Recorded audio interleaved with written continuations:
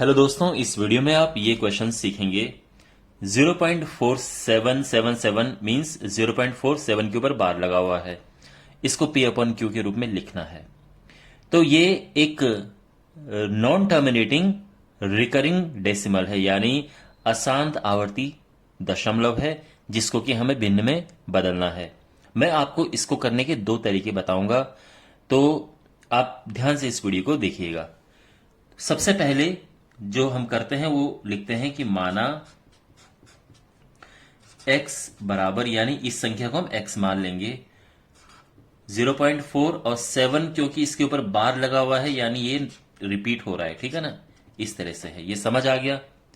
अब जैसा कि मैंने ऑलरेडी इस तरह की क्वेश्चंस आपको करवाए हैं और उसमें मैंने बताया कि जितने अंक रिपीट होते हैं उतने का मल्टीप्लाई करते हैं जीरो के साथ। आई मीन टू से कि अगर एक अंक रिपीट होता है तो 10 का गुणा करते हैं, 2 अंक रिपीट होते हैं तो 100 का गुणा करते हैं, 3 अंक रिपीट होते हैं तो 1000 का गुणा करते हैं, यानी उतने जीरो होने चाहिए। क्योंकि यहां पे केवल एक अंक रिपीट हो रहा है, देखो 4 रिपीट नहीं हो रहा है, ठीक है, केवल एक अंक रिपीट हो रहा है, तो इसलिए हम इसमें 10 का गुणा करेंगे। तो इसको हम समीकरण नंबर 1 नाम दे देते हैं और यहां पे लिखेंगे कि समीकरण 1 में 10 का गुणा करने पर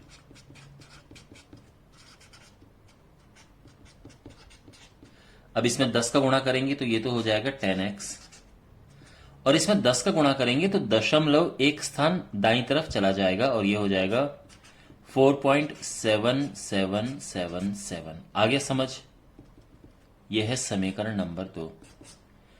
अब हम सबसे इंपॉर्टेंट पार्ट में आते हैं इस क्वेश्चन के, और हमें क्या करना है, समीकरण 2 से समीकरण 1 को घटाना है। तो समीकरण 2 से समीकरण 1 को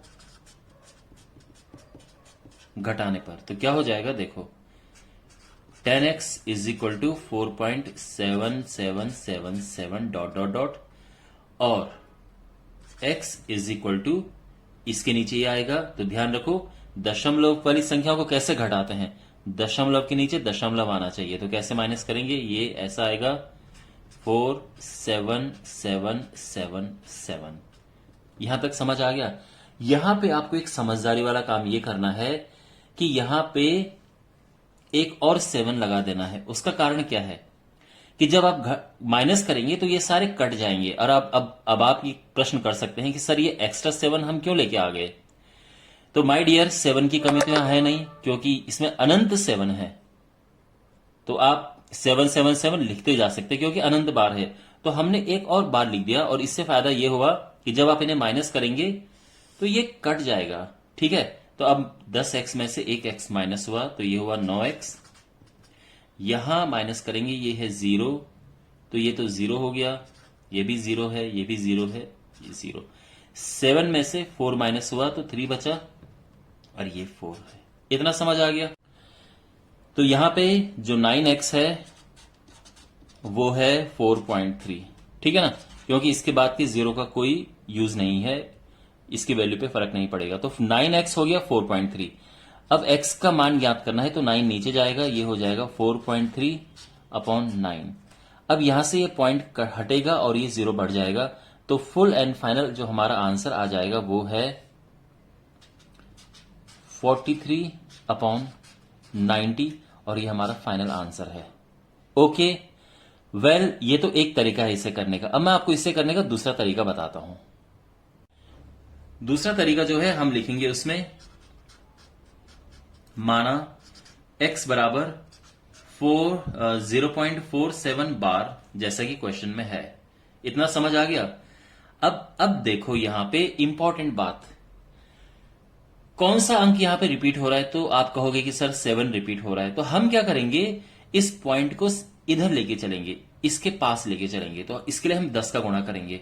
तो 10 का गुणा जब करेंगे तो ये 10x हो जाएगा 4.7, और इसके ऊपर लग गया बार। इतना समझ आ गया, ठीक है। इसको हम इक्वेशन नंबर 1 नाम दे सकते हैं, इसको इक्वेशन नंबर 2।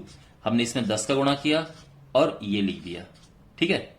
अच्छा, ये समझ आ गया, 10 का गुणा किया। ये हमारा मकसद ये था कि हम इस पॉइंट को रिपीटिंग डिजिट के पास में लेके चले जाएं। ये डिजिट रिपीट हो रही है तो इसके पास में पॉइंट लेके चले गए। अब देखो कितने अंक रिपीट हो रहे हैं, केवल एक अंक यहां पे रिपीट हो रहा है, तो उसके लिए हम गुणा करेंगे। तो जैसे मैंने बताया कि एक अंक, देखो यहां पे जो हमने गुणा किया 10 का, उसका मकसद बस ये था कि इस पॉइंट को हम यहां पे लेके चले जाएं। मतलब अगर मेरे पास कोई संख्या होती 0.2157 बार, तो मैं इसमें किसका गुणा करता और ये x बराबर ऐसा होता, तो मैं इसमें करता 1000 की गुणा। क्यों? क्योंकि मेरा मकसद है कि मैं इस पॉइंट को यहां पे लेके जाऊं। तो इससे हो जाता कि 1000x आ जाता 215.7 बार। तो कहने का मतलब यह है कि इस पॉइंट को यहां पे लेके जाना है, 7 बार है उसके पास तक। अब इसके बाद मेन इस पे आओ, तो यहां पे एक अंक रिपीट हो रहा है तो हम 10 का गुणा करेंगे। तो हमने किया 10 का गुणा इस पे, तो ये तो हो गया क्या 100x बराबर, और ये पॉइंट 10 का गुणा करके यहां पे चला जाएगा, तो ये हो जाएगा 47। लेकिन यहां पे ये चीज वही आ जाएगी, ध्यान रखना। अब आप कहोगे कि सर पॉइंट तो आप इधर ले गए, तो ये दोबारा क्यों लिख दिया? क्योंकि माय डियर अगेन जैसे मैंने कहा 7 की कमी तो है नहीं, 7 तो अनंत बार है। तो जब ये पॉइंट इधर जाएगा इसका मतलब ये नहीं कि 7 खत्म हो गए हैं, 7777 ये चल रहा है। तो बस एक 7 को हमने इधर खिसका दिया है और बाकी 7 के ऊपर फिर से बार लगा दिया है। ये स्टेप अगर आपको समझ आ गया ठीक से, तो बाकी कोई भी प्रॉब्लम नहीं। तो इसलिए इस स्टेप को ढंग से समझो। ओके, अब अगेन हम क्या करेंगे, इसको इक्वेशन नंबर 3 नाम दे देते हैं और 3 से हम 2 को घटा देंगे। तो ये हो जाएगा समीकरण 3 से समीकरण 2 को घटाने पर, तो ये हो जाएगा 100x बराबर 47 ये बार, और ये है 10x बराबर 4.7 बार। तो जब माइनस करेंगे तो ये तो हो गया 90x, और ये आ जाएगा, देखो 7 बार माइनस हो गया, और ये 7 में से 4 गया 3, 43 आ गया।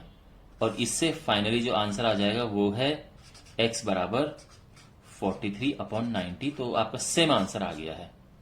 ओके, वेल मैं उम्मीद करता हूं कि आपको ये अच्छे समझ आया होगा। अपना फीडबैक दीजिएगा कमेंट बॉक्स में, चैनल को सब्सक्राइब कीजिए, वीडियो को शेयर कीजिए। Thank you so much for watching. मिलते हैं अगले वीडियो में। Take care.